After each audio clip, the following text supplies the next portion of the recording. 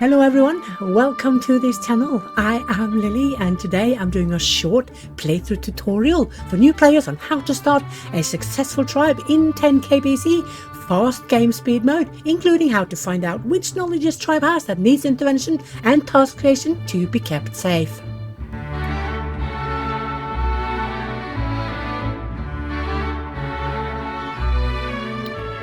Okay, as a start we should get straight to the coast area, but not too close because then you will be eaten up by the sea levels at 10 kbc. So park yourself a little bit above so you can stay for a long time. Also always park by a river.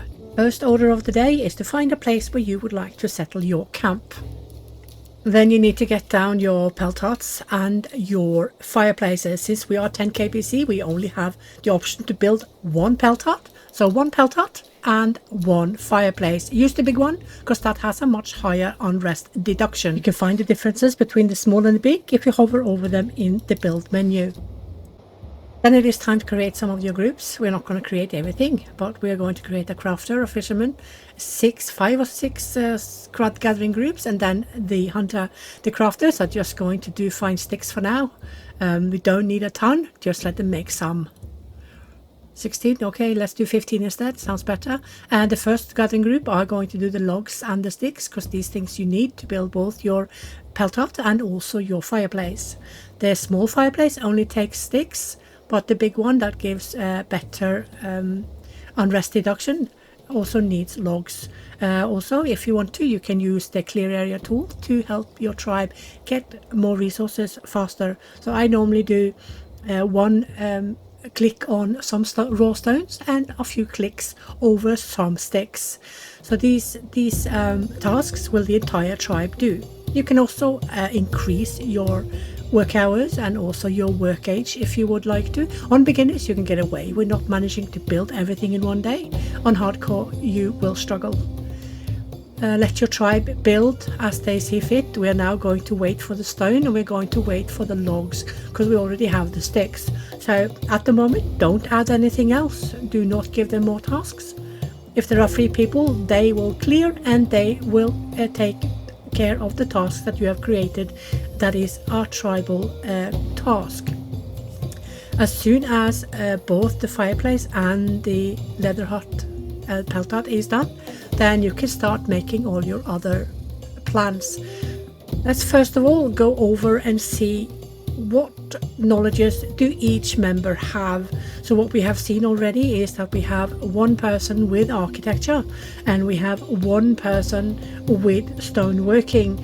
That means that we will have to create specific builder groups that will take care of the extra tasks that we must create within architecture and also within stoneworking. Okay, so let's fill up the crafters. They will do ropes and they will also do wooden spears. We will also need a group that takes care of the wild produce apart from the fish and the meat. So let's just give them all the food there is here minus those that is too early, and then have a few people working on it so that nothing gets over harvested. If it gets too much we can always put on limits. Limits is kind of the way to go, at least when you have too many people to work for you.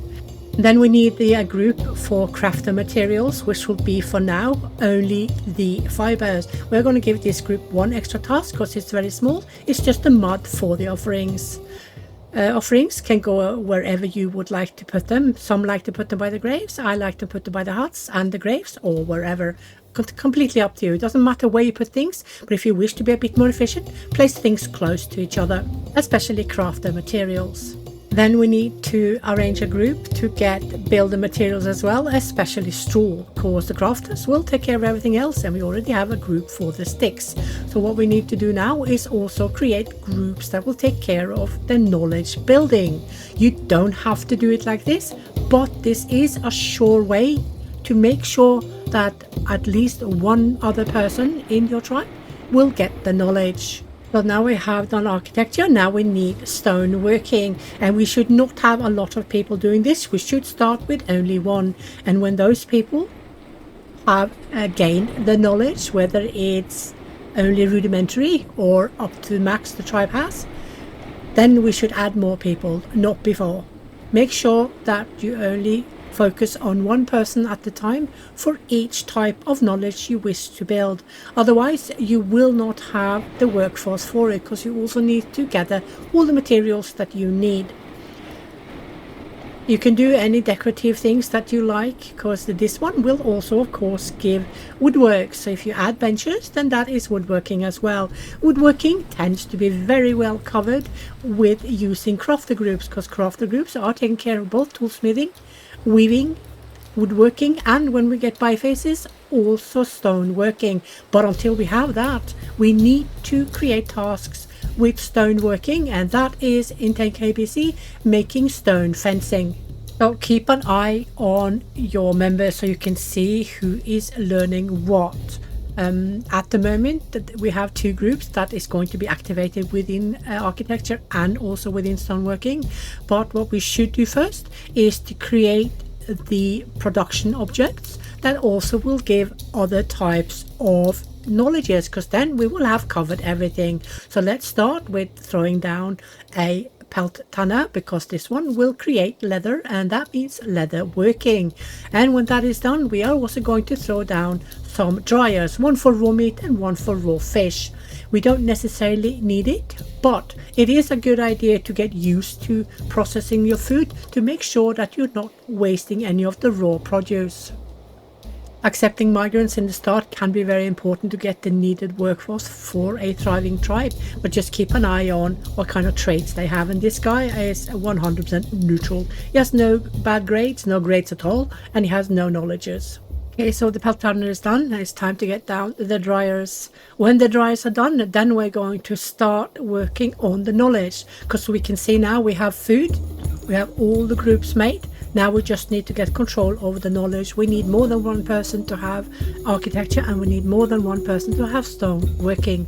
The rest is already being taken care of. It is, however, smart to always keep an eye on to see how old people are when they have the max skills, because then you need to make sure that others are having tasks enough to learn up to their skill before the old people die.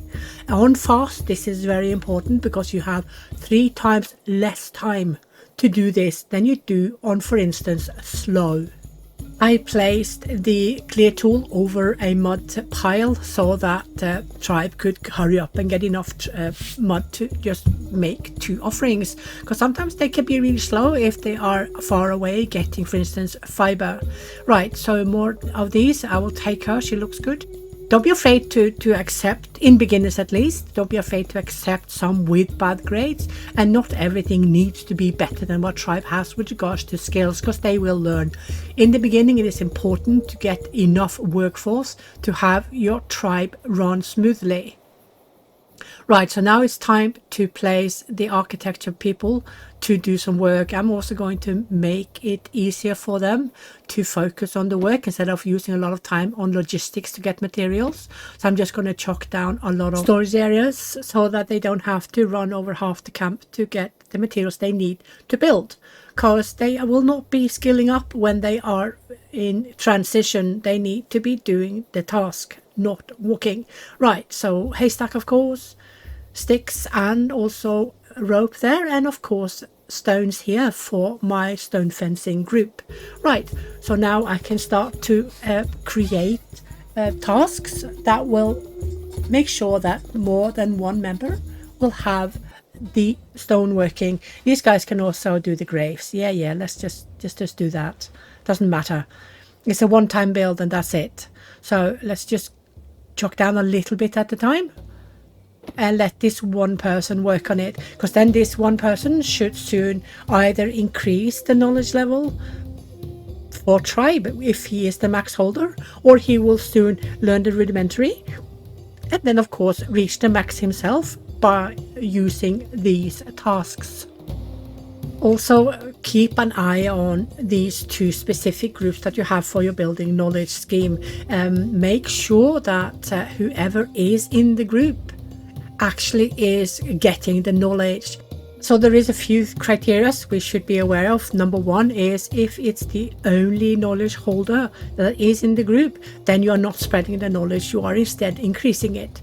So what you can do then is either squeeze out this person until one without the knowledge takes over, or open up one more work spot and make sure that the second work spot is then taken by someone who does not have the knowledge. The point we need to do here first, before we are progressing any knowledges, is that we need to spread the knowledge first between the members of the tribe. You need at least 2 people with each type of knowledge.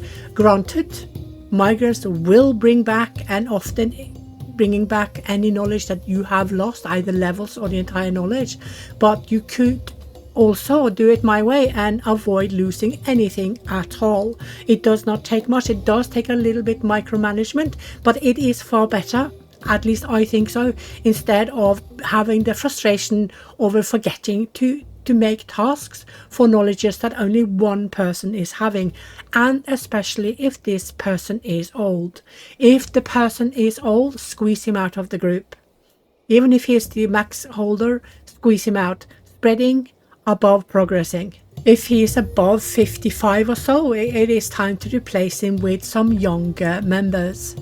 Of course, if you can afford to have 2 members at the same time, then he can of course stay, as he will then work on the progressing of the knowledge, while the other one, the younger one, will of course be working on the spreading of the knowledge, as he will be learning this skill.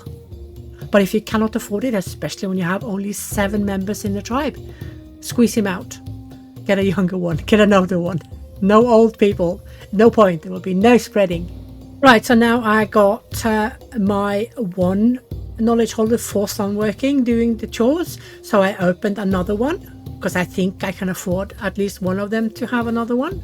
Oh, and she also learned as well. Excellent. That means I can open up this as well for another one that does not have the knowledge, or if it is the max knowledge holder, that he can come there and then he can progress. So now we have both learning, spreading and progressing, and this is how you need to start. You need to start with the spread, then you start further with the learning of the one who got the rudimentary, which will be more automated than you need to think of, and also then of course the progressing as more and more people are learning the skills. And now we have made sure that both stoneworking and architecture has been taught to more than one member, so now we don't have to worry when we see the max skilled holder, the older one, is going to die, because we know we have another one who has also learned up to his levels. More migrants.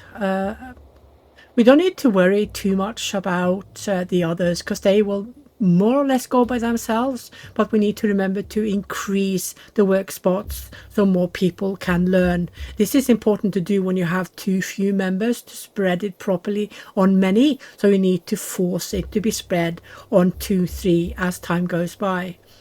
Look at her, she's already up to 9. She just learned it, so it goes really quickly. I'm not even going to check, I'm just going to take her. Let me see, yeah, 9 and 9. Okay, so at the same time, at least in beginners, as we are doing all the learning, you will be making more housing than you need. But it doesn't really matter, because they will be used, at least if you're planning on staying a bit sedentary before you move on. I know a lot of players enjoy staying in the same place for more than a few years. Then they will be in use. So you are kind of building for the future. And it is for a cause. You need to spread your knowledge. Just as a thumb rule, spreading before progressing. When spreading is sorted, then you can progress. Actually, progressing is more automated then. It's not something you actively need to do anything about. Just make sure that there are always tasks for people to learn the skills. So what we have managed now is to get enough housing for all the people. We have spread all the knowledges that we needed to spread, so now the max skilled holder or the original specialist can die in peace, basically, without taking with them the knowledge that they provided to the tribe. We also have enough food. We have made the group so that we don't waste too much food. You can see the waste is very low, even without limits. This is easy to do when you have too few people, because then they won't have time to gather too much, so you are automatically having less waste. But of course, when you have a lot of people, a lot more work spots, it is time to place down some limits. Actually, the second you're starting to waste, limits should come on. Right. So when you see the grayed out items, it means the timeline is correct for it, but you're lacking some of the knowledges to reach these objects. So what we do now is that we are creating more tasks so that people can now progress the knowledge to reach the availability for these objects. So this one has max skill, and she will be the one progressing. I think I will open up as well another spot so I can have the second specialist as well. So there should be 2 in the tribe, or 3 now I think I have, with more or less maxed out skills. So this means that we can soon get it. And now we just got the straw pit hut because some weavers in the crafter group making rope managed to get the weaving skill higher. So now we can also make the stone pit huts because one of our stoneworkers has increased the stoneworking skill. So now we only have a few more huts that we need to reach, and these will all be needing pure architecture. The others that we just got has to do with both weaving and also stoneworking. Right, so what you also need to remember is that you remove the really bad huts so people are not forced to sleep in those, because they will not like that, whether it is beginner or hardcore. They will protest. So just X those out, and remember that everything that needs to be repaired and dismantled will also grant the knowledge that they are needing to be built. And that is how I do it the first year after I have landed. As a rule of thumb, always get food sorted along with your crafter groups and all materials that needs to be coming into camp. Do not overbuild and do not overtask any of your groups. You could see that when we have only 7 in the tribe, 1 person per group should do the trick. So do not task them with a ton of tasks. As soon as the tribe is established with houses and also with fireplace, tanners and dryers, then it is time to start working on knowledge spreading. Go over your tribe and see how many you have that has the only knowledge in the tribe. For instance, it normally tends to be architecture and stoneworking. So if that is the case with your tribes as well, then just get up to build a group and make 1 for architecture and 1 for stoneworking. As soon as time allows you and you have up the basics of the tribe, then it is time to start spreading this knowledge. So make sure that 1 person takes the spot that does not have the knowledge. As soon as this person has the knowledge, you can open up a second spot to let the specialist come in and then progress. So always spreading before progress.